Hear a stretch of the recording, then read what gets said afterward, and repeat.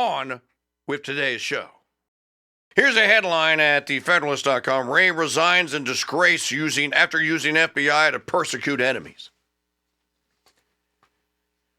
Wray said he would, quote, serve until the end of the current administration in January and then step down. Translation, Trump's going to have to come and find me. I'm not going to be in the building for him to arrest me on the 21st. Remember Clay Higgins saying about 2 weeks ago in a Twitter and an X post to Christopher Wray, Mr. Director, you're not going to be the director after January the 20th, but don't leave Washington. Stay very close because you're going to be called upon a lot. In my view, this is the best way to avoid dragging the Bureau deeper into the fray while reinforcing the values and principles that are so important to how we do our work. Wray said apparently the director hopes the FBI will continue its antics as Trump and director nominee Kash Patel aim to clean house. Our adherence to our core values, can you name one? I would like to know just one. Other than torture, maiming, framing people for things they didn't do, acts of injustice, acts of violence, abuse of power, taking liberty with powers that have been granted. Are those core values? You know, I'm reminded of that speech by Jack Nicholson at the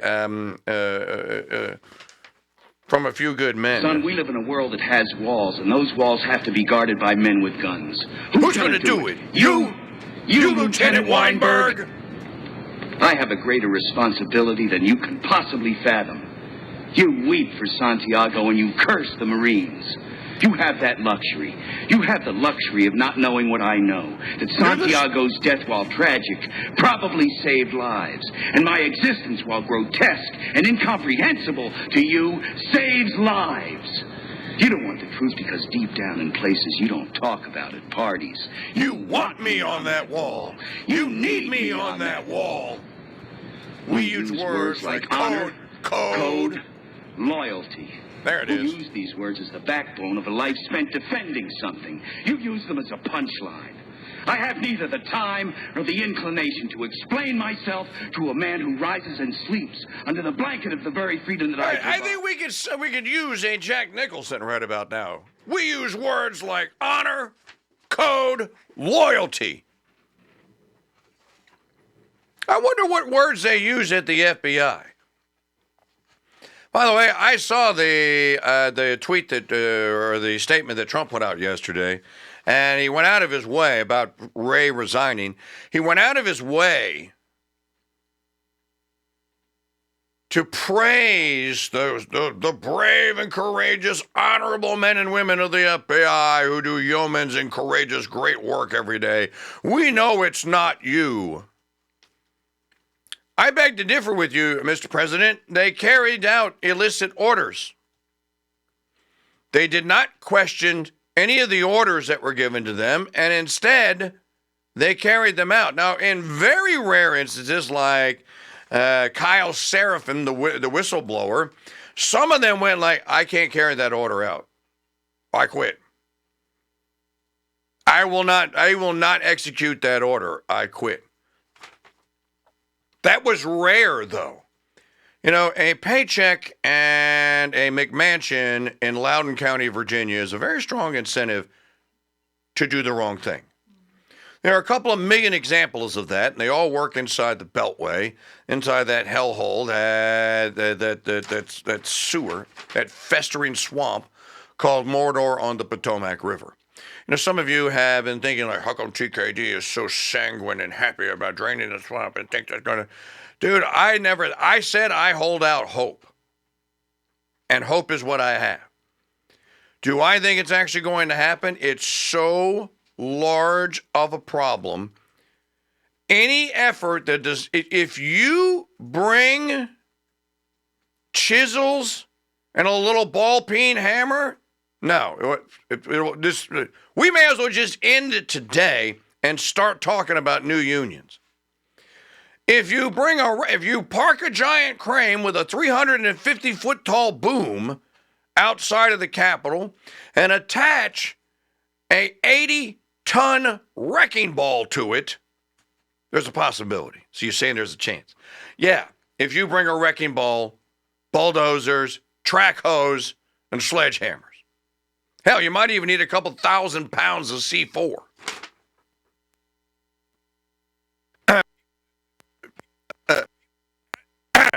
Good Lord. People that, I'm going to take it off one day. I have to get the soldering iron out, and it's just one day when I have a spare moment, which I don't have. I don't think people understand how large of an endeavor this is. And okay, they spent $6.5 trillion. They admitted to spending $6.1 trillion last year. That's what they admitted to spending. How much? $6.1 trillion. Okay, $6.1 trillion. Try and spend it.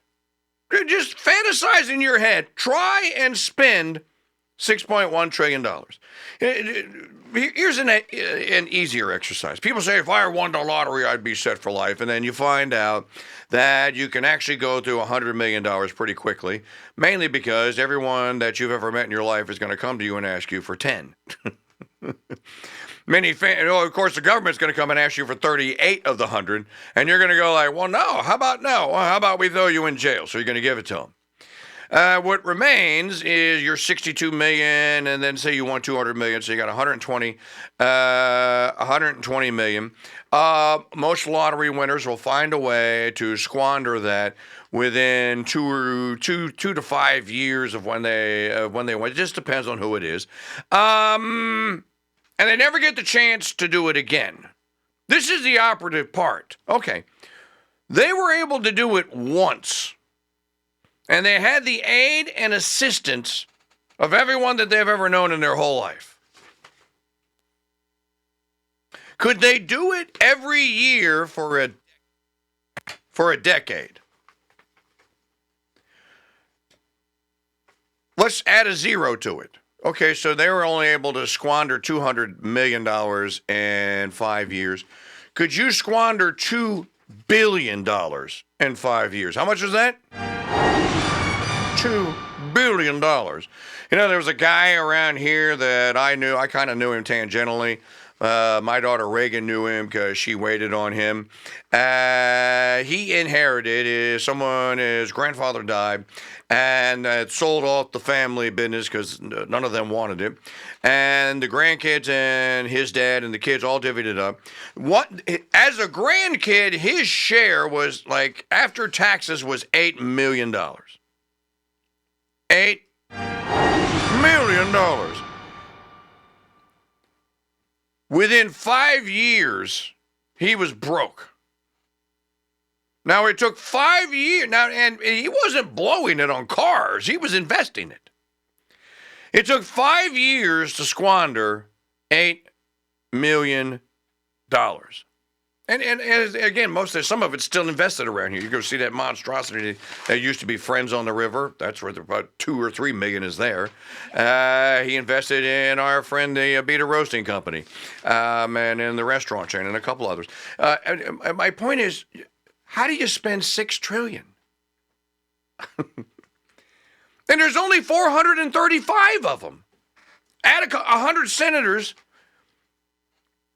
So we could come to the conclusion there's no way that Congress and the Senate could possibly be doing this. Okay, so who's spending the money? Well, we talk about it here. We're the only people that talk about this every single time it comes up. I will tell you, and they say it's the administrative state. It's not the administrative state. It is the fifth branch of government. Is the shadow government, the deep state, whatever you want to call it. They are separate and apart. And Congress created these monsters, again, by the Budget Act of 1974 and a couple other acts that came afterwards. You could take all the discretionary spending and you won't get to $1 trillion. Vivek and Elon can say, okay, we're going to recall all of the foreign aid. Take it all. Every penny of it. No NGO gets a dime. That's like $50 billion a year. It's nothing. Take every penny. Close your Department of Education down. Close the whole damn thing down. You're left with debt, interest, okay, and what they call Social Security, Medicaid, the Social Safety Net programs, mandatory spending. If you add the mandatory spending, throw in the Department of Defense or Department of Offense, and then the debt, you cut nothing.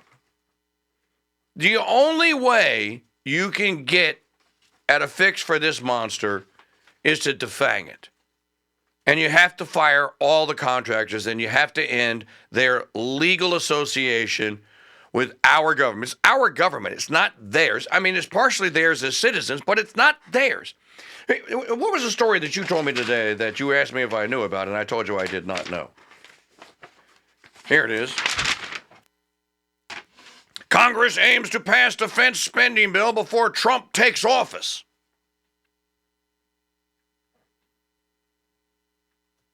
This is why. Congressional leaders are going to ram through a $895 billion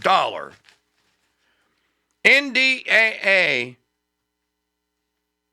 filled with pork and try to get it through and get Biden to sign it before Trump can be inaugurated. Now, wait a minute. I thought Speaker Zion King was out there talking about how, oh, no, we're having meetings. This Vivek and this Elon guy, they're smart people. So, in other words, you're willing to fleece the American people that just voted for it to put an end to this. You're willing for one last tranche of their grandchildren to be sunk into a debt that they could never repay, and you a-holes are actually considering doing this? And they're going to get up there and Ted Cruz is going to thunder on about national defense and about how Syria is more dangerous. Let me listen to you, listen to me. Syria is more dangerous. Iran is more dangerous than they've ever been before. We have to have our national defense.